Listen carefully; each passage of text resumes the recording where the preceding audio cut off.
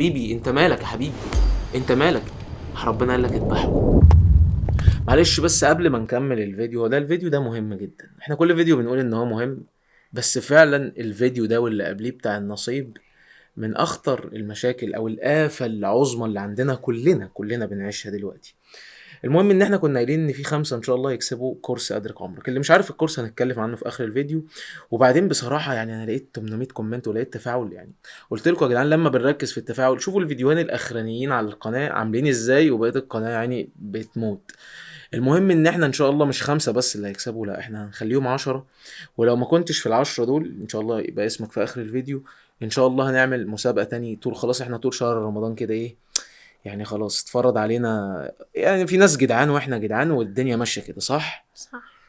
اهو يعني جاري الشيخ فضيلة الشيخ عمر قال لي حاجتين اثروا فيا جدا. هو شاف ايه؟ شاف الكتب دي. فلما شاف الكتب دي قال لي ايه بقى؟ قال لي وانت عندك القرآن والكتب دي كلها بتقرأ فيها عشان لما تدعي ربنا بحاجة يديها لك على طول، صح؟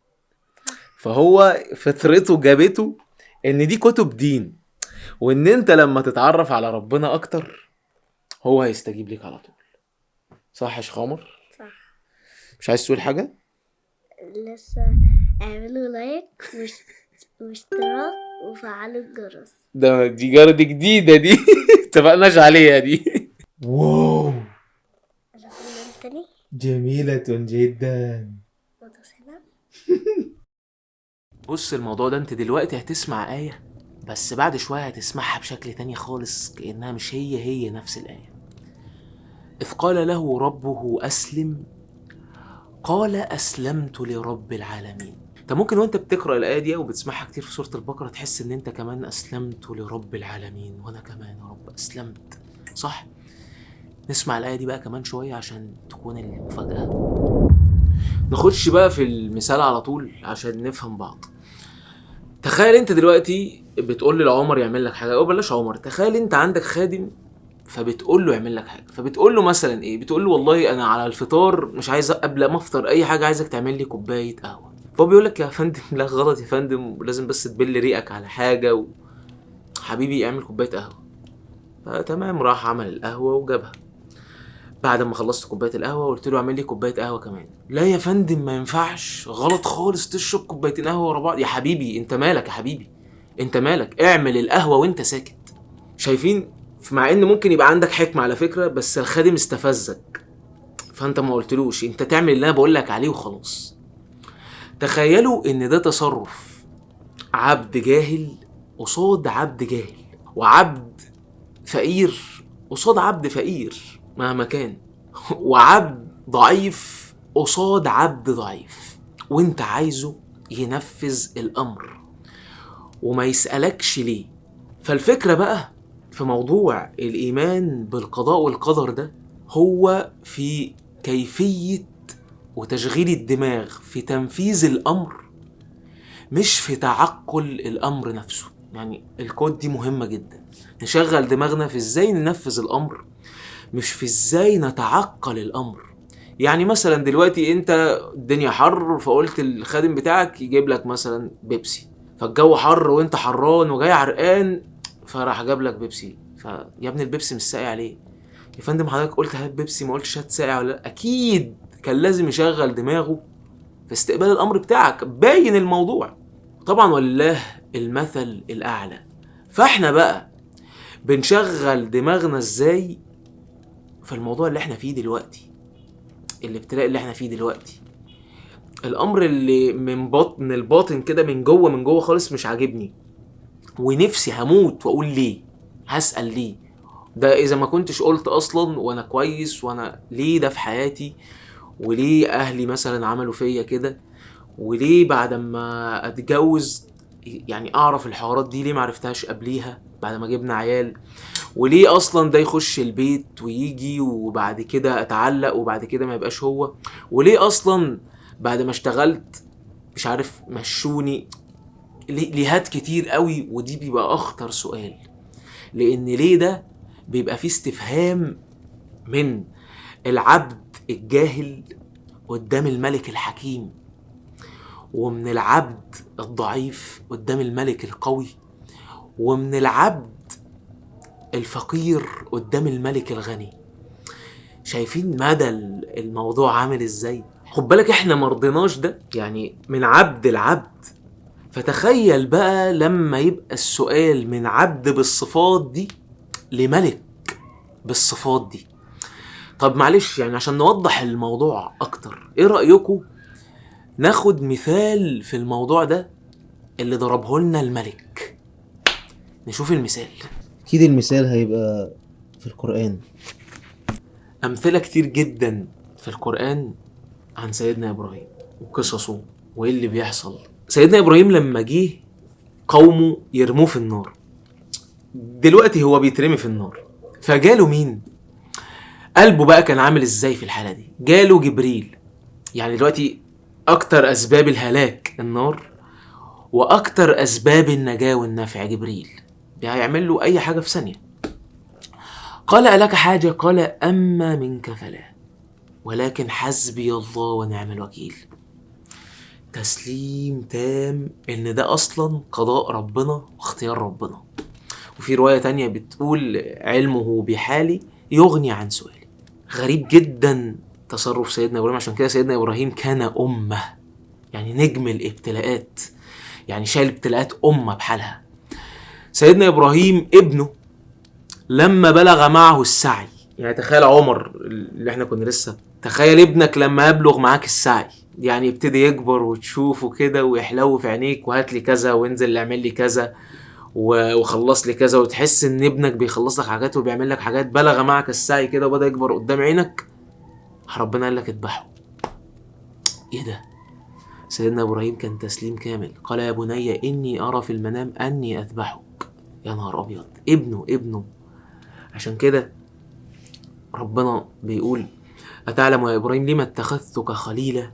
قال لما يا الله؟ قال اطلعت على قلبك فلم أجد غيري. كده سيدنا إبراهيم دلوقتي يعني يتكئ على البيت المعمور، يدخلوا كل يوم 70,000 ملك، كل يوم ما يخرجوش منه. موضوع كبير أوي سيدنا إبراهيم. عشان كده بقى إذ قال له ربه أسلم، قال أسلمت لرب العالمين. خد مراتك وابنك وسيبهم في الصحراء وامشي، أسلمت لرب العالمين. اذبح ابنك، أسلمت لرب العالمين. تتحدف في النار، أسلمت لرب العالمين. شايفين دلوقتي بقى الآية شكلها عامل إزاي؟ سيدنا إبراهيم ما كانش عنده ذرة السؤال ليه اللي احنا بنسأله على حاجات بسيطة بالنسبة للابتلاءات العظيمة اللي احنا شايفينها دي، صح؟ ابتلاءات عظيمة جدا، اذبح ابنك. يعني طب ما يا رب يعني حد يقتله ليه أنا أذبحه؟ عشان كده هو الخليل إبراهيم. أعتقد كده بقى يعني بدأنا نفهم بعمق. إذ قال له ربه أسلم قال أسلمت لرب العالمين. عشان كده ربنا سبحانه وتعالى وسيدنا النبي معلمنا لما تيجي مصيبة في حياتنا، أيا كان المصيبة اللي عندك، تعمل فيها إيه؟ إحنا مش بنشوف والذين إذا أصابتهم مصيبة قالوا إنا لله وإنا إليه راجعون. ده مراد ربنا على فكرة منك في المصيبة، إن أنت تقول كده إنا لله وإنا إليه راجعون، ان انت تقول زي ما النبي علمك اللهم اجرني في مصيبتي، صح؟ لكن احنا لما بتيجي المصيبة مش بنعمل مراد ربنا فيها، عشان كده مش بنترقى في الايمان، بننتكس. اما بتيجي المصيبة بنبقى عايزين نفهم ليه جت المصيبة، وده عكس تماما اللي ربنا قايل لك عليه، ده عكس مراده تماما. يعني ربنا سبحانه وتعالى يريد طريق كده واحنا بنمشي في طريق كده خالص، العكس خالص. ليه؟ احنا قلنا في اول الفيديو ان احنا المفروض نشغل دماغنا في تنفيذ الامر مش في تعقل الامر نفسه. اتمنى يعني الفيديو يكون لطيف وخفيف، بس هو يعني من اكبر الحاجات اللي احنا تعبانين جدا فيها، وقلوبنا يعني قلوبنا تعبانة جدا في حوار ليه. والانسان عجول عجنته كده، عايز يعرف ليه، وعايز يفهم الحكمة من وراء التدبير ده والحكمة من وراء الموضوع ده. وطب وليه؟ طب ما انا كويس، واسئلة كتير. وليه اهلي ظلموني، وكل الامثلة اللي احنا ضربناها. فانت مطلوب منك في الابتلاء ان انت تنفذ مراد ربنا عشان تترقى. ربنا بيصطفي الناس اصحاب الابتلاء لما بيمتثلوا للامر.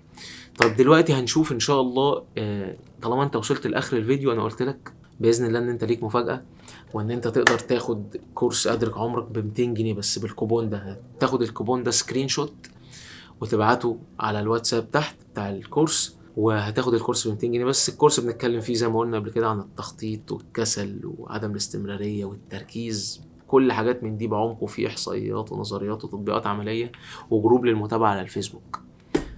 ودلوقتي بقى نشوف مين العشرة اللي كسبوا الكورس، وان شاء الله الفيديو اللي جاي برضو هيبقى فيه 10 تاني هيكسبوه. انتوا مش فاهمين، عارفين البني ادم العاطفي اللي هو بيضيع مستقبل الشركه، هو ده انا بضيع مستقبل الشركه.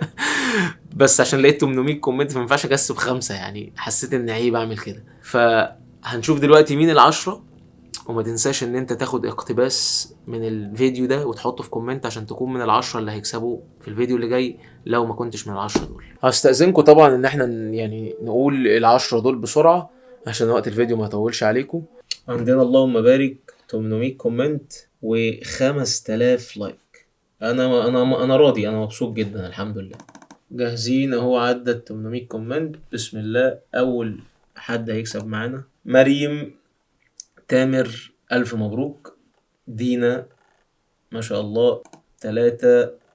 دودو أشرف 4. آية أشرف. أسماء علي 5. مفيش رجالة ولا يا جدعان؟ أنا ماليش دعوة والله، مش عارف بقى، جزاكم الله خير، مش عارف ده ولد ولا بنت. 6. عبد الخالق، الله أكبر يا عبد الخالق 7. سلمى طه 8. المحافظين تمام 9. حسام محمد، إضاعة الوقت أشد من الموت. نعم، ألف مبروك لكل الناس اللي كسبت. كل اللي هتحتاجه إن أنت تاخد سكرين شوت للكومنت ده وتبعته، طبعا تبقى أنت يعني وتبعته في رقم الواتساب بتاع الكورس اللي هو تحت برضو، واحنا هنجاوبك. متنساش ان شاء الله ان انت تتفاعل على الفيديو ده، لايك وشير وطبعا سبسكرايب. نفسنا، مش عارف القناة دي ممكن توصل ل1,000,000، مش عارف، بس انا مش طماع، عايزين نوصل ل200,000 الاول. احنا دلوقتي 120 او 100 حاجة و20. وربنا يحفظكم، ورمضان مبارك. السلام عليكم. ما تنسى قصدي ما تنسوش وسائل. طب ما انت بتقولها حلوة. شو هذا الوجه الجميل، هذا الوجه الجميل اللطيف. انت بتوشوشنا ليه؟ ما احنا ممكن نمنتج عادي، ممكن نمنتج ما يشوفوش الحاجات دي خالص خالص. مالس بطاطس.